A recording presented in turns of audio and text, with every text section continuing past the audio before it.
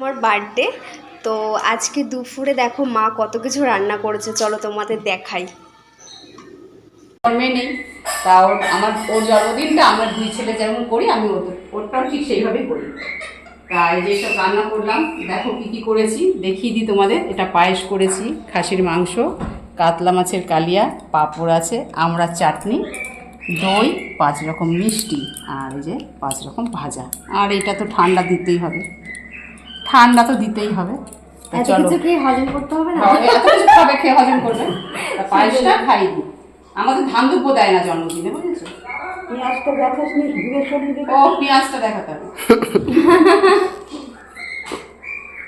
সৌদিক করবে, ও আগেই ঘরে ঢুকে গেছে।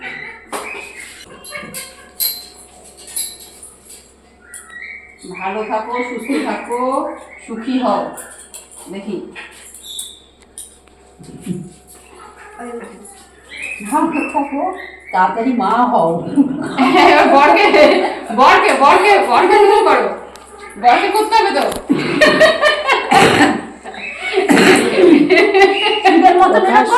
শিবের মতন আচ্ছা, এবার একটা আমাকে এখানে এখন থামস আপ ঢালছে। এ দেখো আমাদের সবার ভাত বাড়া হয়ে গেছে। এই যে সব খেতে বসে গেছে।